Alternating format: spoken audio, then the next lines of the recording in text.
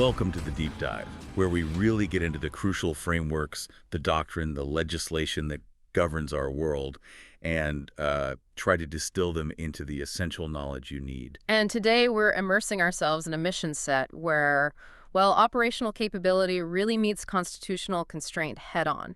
We're talking about the doctrine of defense support of civil authorities. Right. This is the playbook, that dictates how U.S. military forces, especially the Army, operate right here within the homeland, and it's fundamentally different from anything they do overseas. That difference is just so critical, isn't it? We're talking about soldiers, sailors, airmen, Marines, providing support to American citizens during domestic crises. Things like hurricanes, floods, maybe even pandemics or infrastructure collapse. Exactly. The moment military resources get used in a supporting role on U.S. soil, the whole rulebook changes completely. So our deep dive today is all about understanding that critical legal and doctrinal architecture. Is that right? That's it, exactly. We're looking at the guardrails, the rules that ensure the military stays strictly subservient to civil authority. It reflects our nation's core values. For a military leader, this means shifting focus. It's not just about what you can do operationally. It's about what you must legally prioritize. Big difference. Okay, and to guide us through this pretty complex terrain, our entire discussion is grounded in the foundational source material. We're using the Comprehensive Army Doctrine publication 328, dated July 31st, 2019. That's the core document. And we've also pulled in the supporting joint publications and Department of Defense directives that are referenced in there. They all work together to define the really intricate rules for this mission set. Got it. So our mission for you, the listeners, to walk away with a clear, maybe nuanced understanding of the principles, those unique command structures, and the really rigorous legal constraints that define how the Department of Defense supports domestic emergencies. Right. This is knowledge that explains not just how the military helps, but maybe more importantly, why they stop where they do. Okay, let's unpack this then, starting with the foundational framework. Defense support of civil authorities. It's a bit of a mouthful, but that formal definition in Army Doctrine Publication 328, it seems incredibly precise about the who and the why. Oh, precision is absolutely the name of the game here. It has to be, given the constitutional foundation. The doctrine defines defense support of civil authorities as, and I'll quote it carefully, support provided by United States federal military forces, Department of Defense civilians, Department of Defense contract personnel, Department of Defense component assets, and National Guard forces. Okay, so a wide range of players already. Exactly. And it continues. When the Secretary of Defense requests use in Title 32, United States Code, status, in response to requests from civil authorities for domestic emergencies, law enforcement support, and other domestic activities. So right away, that definition tells you the scope. It's not just the uniformed active duty folks. It explicitly includes Department of Defense civilians, contractors. Yeah. It's a real whole-of-department approach. It is. And that careful mention of the National Guard status, that Title 32 bit, that's our first real hint at the legal complexities we're going to get into later, isn't it? Absolutely. That status is key.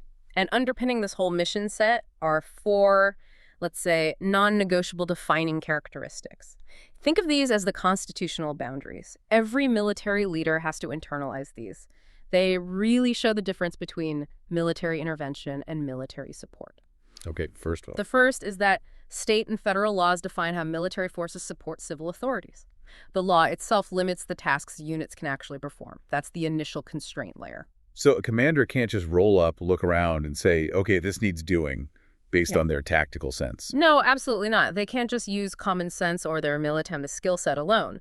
First, they have to confirm that whatever task is being requested, maybe clearing debris, maybe providing some medical aid, is legally allowed under U.S. and state law. If they skip that step, even if it's driven by, a real humanitarian urgency, they risk huge legal problems for the mission, and frankly, risk upsetting the constitutional balance.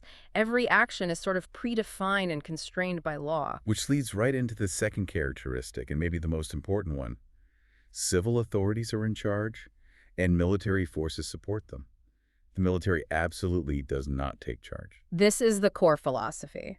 The military commander's job is to recognize they're entering a domestic situation where local and state civil authorities have primacy.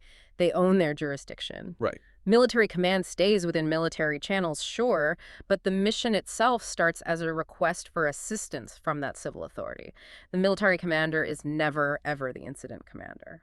So for you listening, when you see uniformed service members during a disaster, they're always working for a civilian counterpart. That could be the local police chief, the state governor, or maybe a federal emergency management agency coordinator. Exactly. The power structure is intentionally flipped compared to a combat zone. Okay. And the third characteristic, this defines the exit strategy. Yes. Military forces depart when civil authorities are able to continue without military support. This is crucial. The military end state isn't achieving normalcy. It's not fixing the whole disaster. It's purely based on civilian capability, is that right? 100%. The military is a temporary plug for a resource gap. Army forces plan for transition right from day one. The goal is to get their assigned tasks done and hand over any remaining essential duties to the right civilian organizations as soon as they possibly can. Because the doctrine emphasizes the Department of Defense isn't really structured for indefinite domestic ops. No, it isn't. And finally, the fourth characteristic, the one that ensures accountability back to the taxpayer.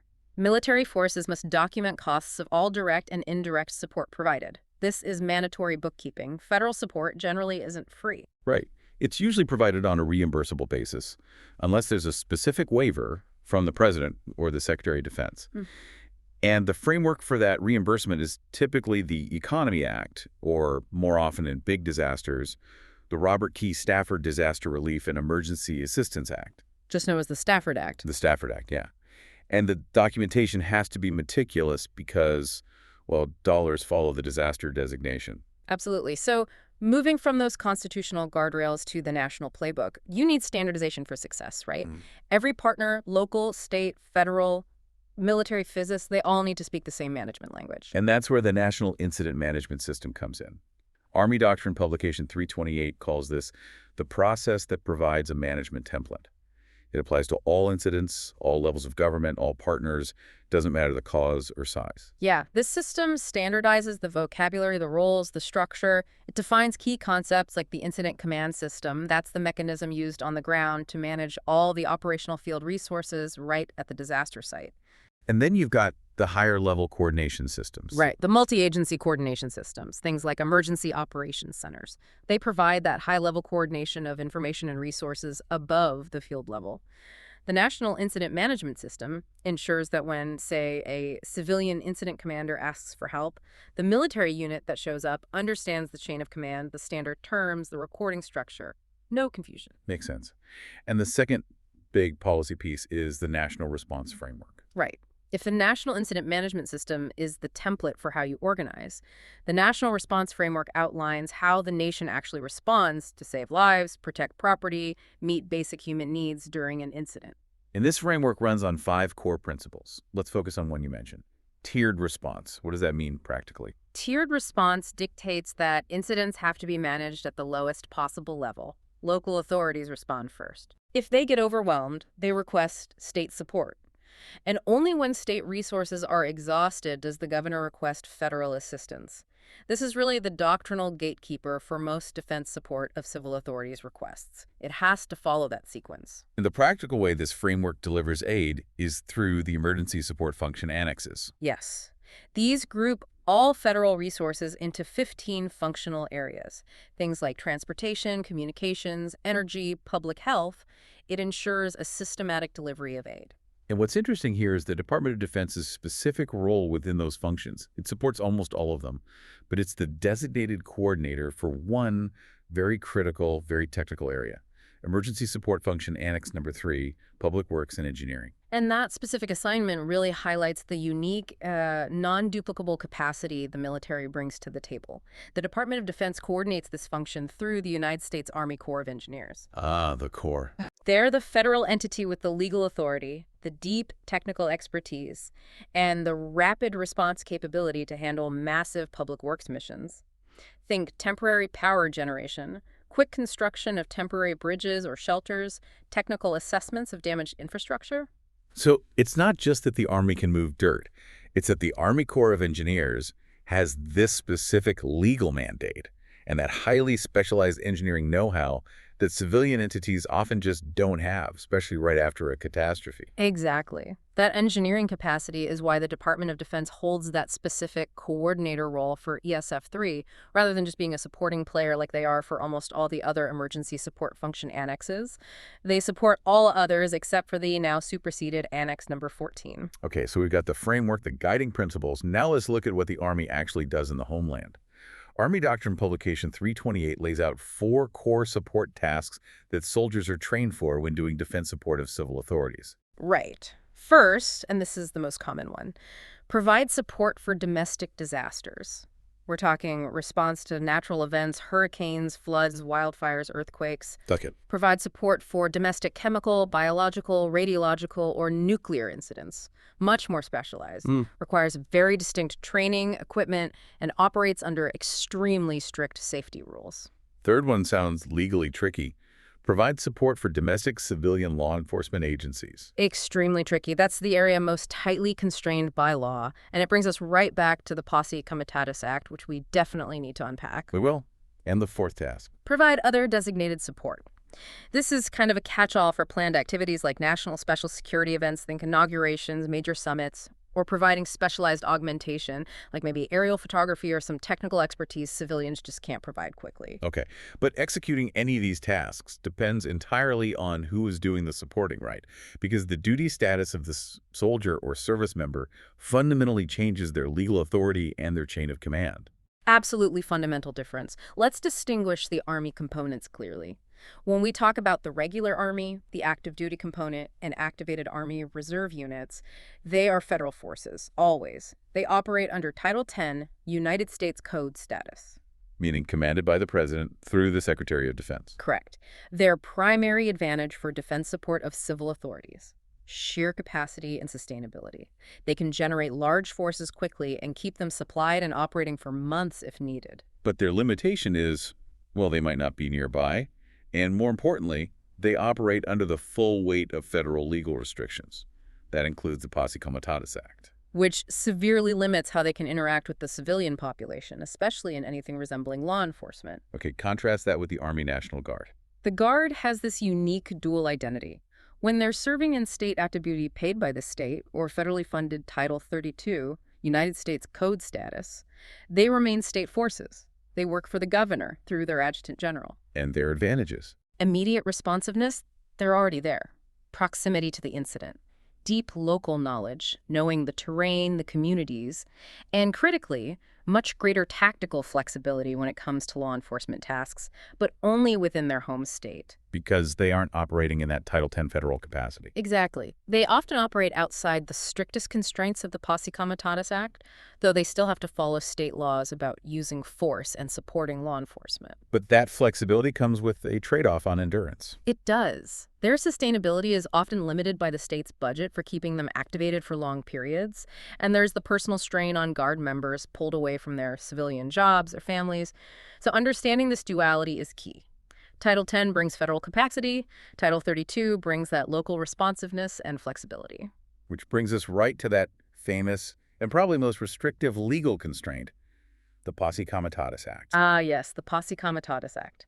It's found in Title 18 of the United States Code, Section 1385. Put simply, it's the law that prohibits using the Army or the Air Force. And Department of Defense regulations extended to the Navy and Marine Corps too, right? Correct. Prohibits using them to execute civilian laws unless the Constitution or another act of Congress specifically allows it. It's that firewall, the one ensuring the standing military isn't used like a domestic police force. But okay, for you listening, what actually counts as a violation? How does a soldier cross that line? Good question. The doctrine points out 3 main ways. First, if civilian law enforcement makes direct active use of military investigators or personnel. Think soldiers helping conduct searches or seizures. That's a clear violation for Title 10 forces. Okay.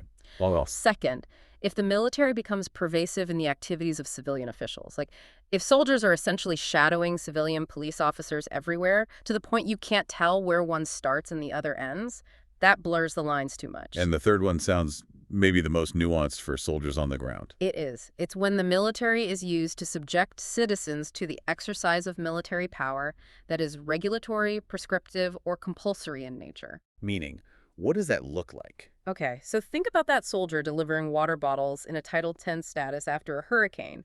They see someone they think might be looting. Can they stop that person, demand ID, detain them? Under Posse Comitatus? Absolutely not. Absolutely not, because doing so would be exercising compulsory police-like power over a civilian. That's prohibited. They can't set up traffic checkpoints to check registrations either. Their immense capability, designed for combat, gets channeled into purely logistical or supportive roles domestically. No direct law enforcement. Which forces this really strict separation between direct and indirect support for law enforcement. Exactly. Federal military forces, Title X forces, are strictly limited to indirect support. And indirect support means things like Loaning equipment, letting civilian agencies use military facilities, maybe providing training on specialized gear, providing aerial surveillance if requested, or transportation. Things that help the civilian agency do its job, but the military isn't doing the enforcing itself. Whereas direct support, making arrests, conducting searches, seizing property, targeting U.S. persons for surveillance that's almost universally prohibited for Title X forces. Almost universally, yes. Unless a very specific, very rare statutory exception applies, like the Insurrection Act, which is a whole other complex topic. Now, what about that immediate response authority exception? Because sometimes things happen fast. A commander in the field sees a building collapsing, people trapped. They can't just wait for permission from Washington, can they? No, they have some limited authority in those truly dire immediate situations. A federal military commander or a responsible Department of Defense civilian official on scene can temporarily employ resources under their control to save lives, prevent human suffering, or mitigate great property damage. Okay. But only under imminently serious conditions where time absolutely does not permit getting approval from higher headquarters. So if a flash flood takes out a bridge, cutting people off, a Title X commander nearby could immediately send engineers to stabilize the area or use trucks to evacuate trapped civilians. Precisely. They can use their unique capacity to solve that immediate life or death problem. However, and this is the critical caveat the doctrine stresses, Go on. that authority does not allow actions that would subject civilians to compulsory military power. So that same commander cannot use the crisis as an excuse to suddenly impose a military-enforced curfew or start detaining civilians they suspect of vandalism during the flood. Got it. It's a humanitarian stopgap. Yeah. A temporary right to render immediate aid, but it's explicitly not a temporary pass on the Posse Comitatus Act for doing actual law enforcement. Exactly. And that authority is usually very time-limited. Typically ends as soon as higher command is notified or within about 72 hours. It's really just for that initial unforeseen emergency moment. Okay, let's shift to execution. This brings up the command and control challenges. Operating military forces within this civilian-led dual system sounds inherently complicated. Oh, it is. And the source material, Army Doctrine Publication 328, directly acknowledges that probably the most challenging part of defense support of civil authorities is achieving unity of effort without unity of command. Because federal and state forces operate under completely separate chains of command. Right, which the doctrine actually describes as a constitutional strength for the nation, not a weakness. It's by design. How so? Well, this dual system is meant to protect civil liberties. It prevents concentrating all federal military power under a single domestic commander, but operationally, yeah, it demands intense synchronization. So the most common setup is the parallel command structure.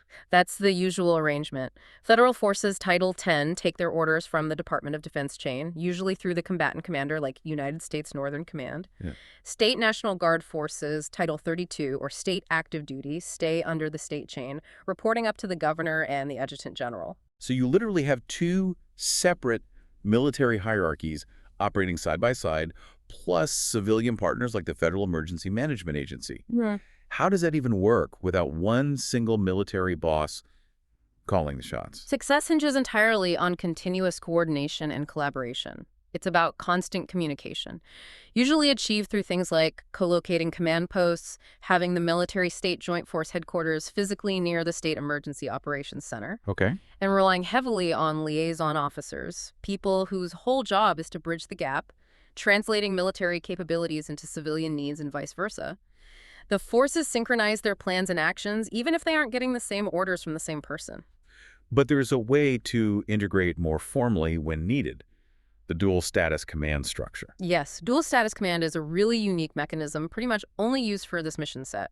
It allows the president and the governor to agree on appointing a single officer, usually it's a National Guard officer, to command both federal Title X forces and state Title 32 forces simultaneously. Wow. Okay, so that sounds like a powerful way to cut through the friction. One person wearing two command hats. It's definitely a vital tool. But it's important to understand it doesn't magically merge the legal authorities. The dual status commander serves in both Title 10 and Title 32 statuses at the same time.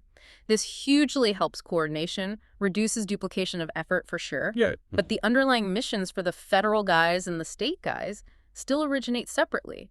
And that commander has to be incredibly careful, acutely aware of which set of legal constraints applies to which group of forces under their command at any given moment. And setting it up isn't automatic. No, it requires explicit authorization from the president and the consent of the governor involved. That reflects how politically sensitive it is to blend those command lines, even under one officer. Okay, now to make this whole complex system function day to day, the Department of Defense relies on some key federal coordination roles. First is the Defense Coordinating Officer, or DCO. Right. The Defense Coordinating Officer is the Department of Defense's dedicated regional representative. They're assigned to each Federal Emergency Management Agency regional office before any disaster hits. They manage a small staff, the defense coordinating element. So they're kind of the translator and the gatekeeper for military support. That's a great way to put it. They coordinate the requests for assistance coming from the civilian side. They translate the civilian mission assignments from the Federal Emergency Management Agency into proper military mission tasking orders that go up the Department of Defense chain. They really bridge that cultural and procedural gap between civilian disaster folks and the military planners. Makes sense. They ensure requests are legally okay before forces get tasked. Exactly. They're the crucial link between the civilian lead federal official, usually the federal coordinating officer from the Federal Emergency Management Agency, and the whole military response effort. And then supporting the actual arrival and setup of forces, you have the base support installation. Right, the base support installation.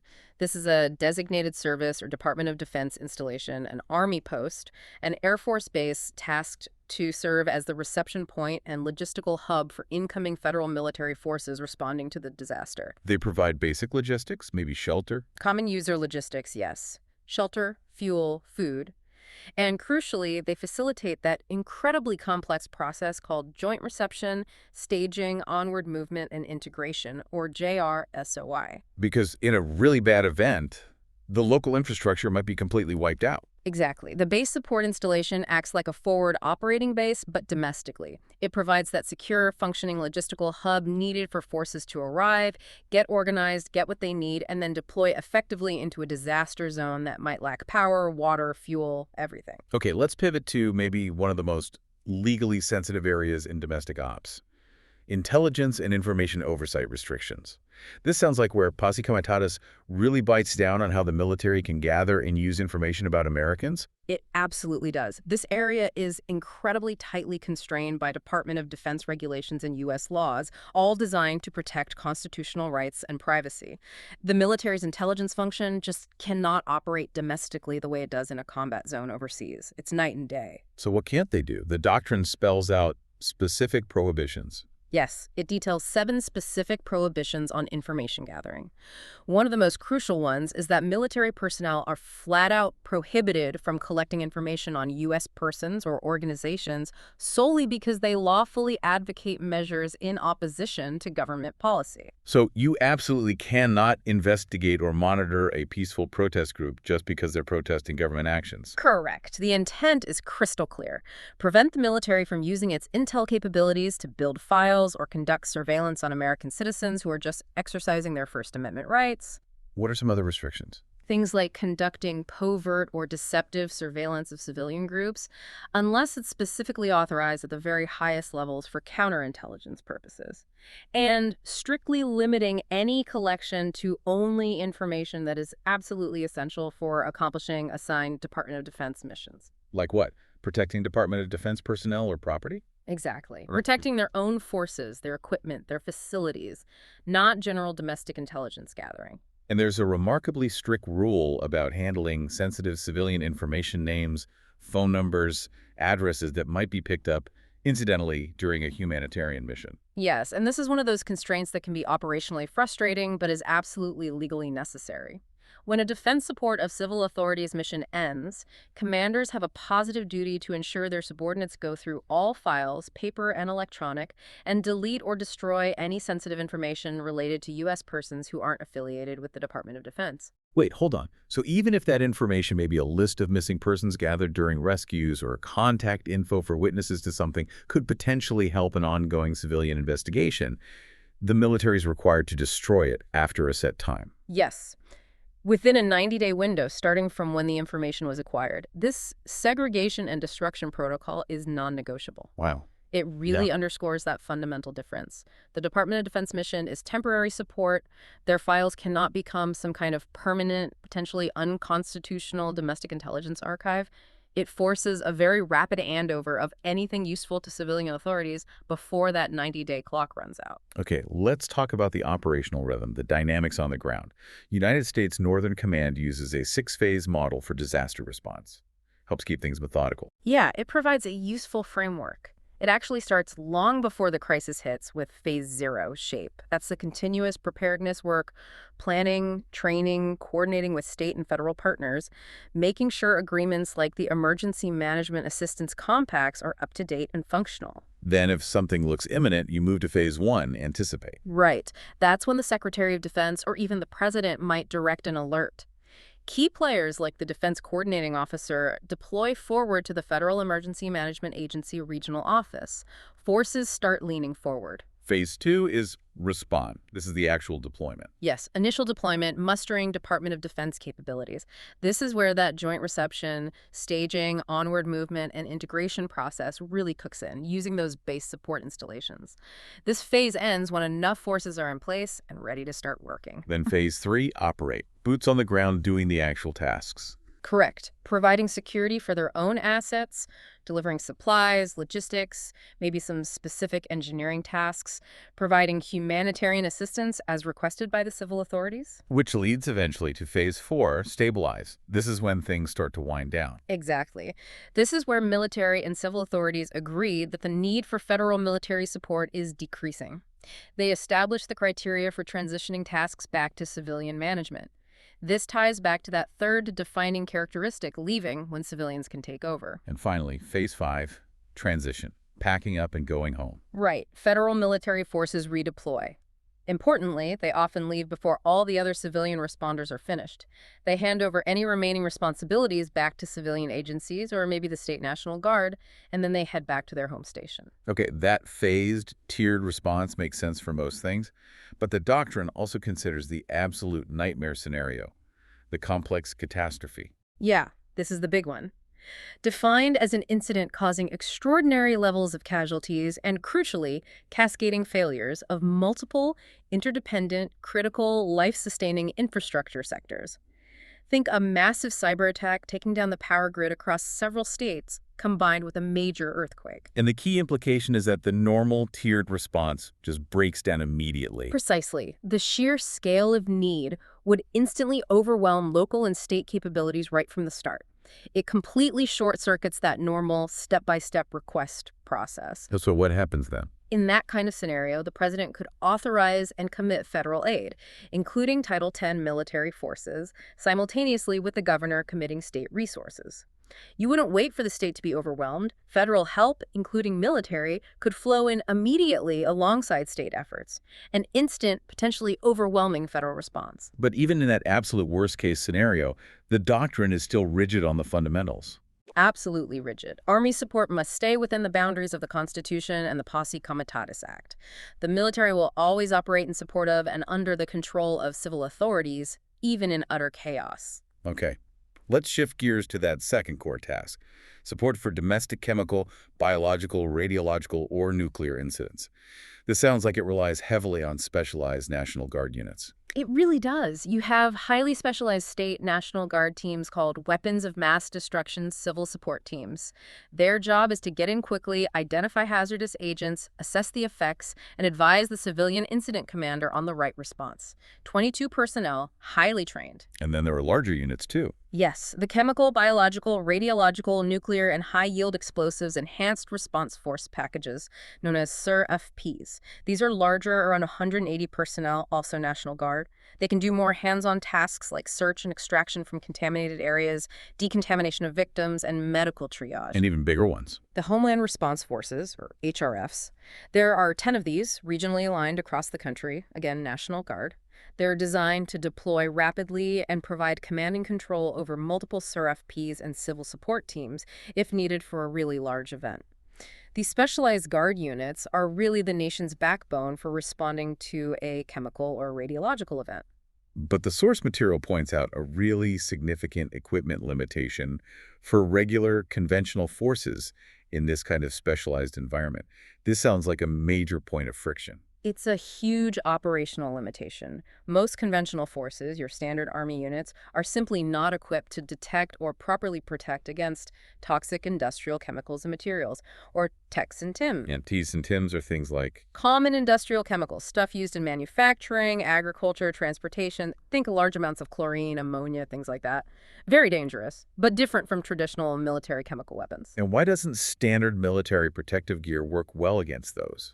Because the standard gear, the suits like the Joint Service Lightweight Integrated Suit Technology, or JSLS, and the standard M50 protective masks, they were primarily designed for battlefield threats.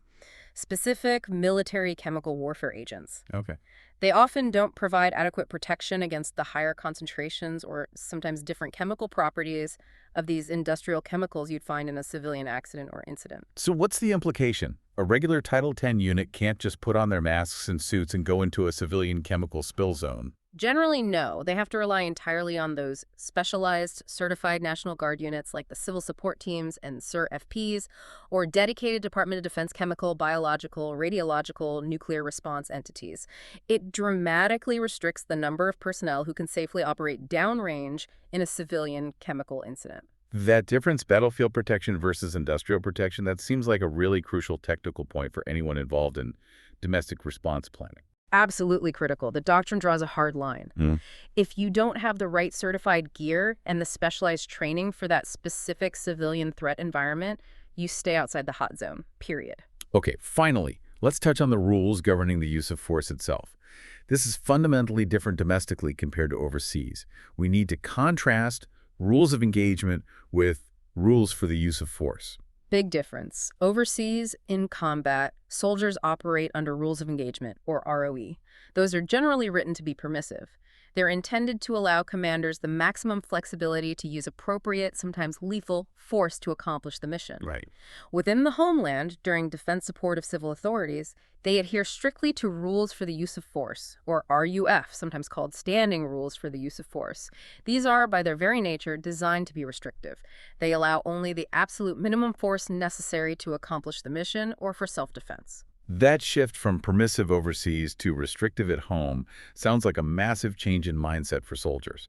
What's the legal principle behind the rules for the use of force? It's rooted in the legal principle of proportionality, applied in a domestic context.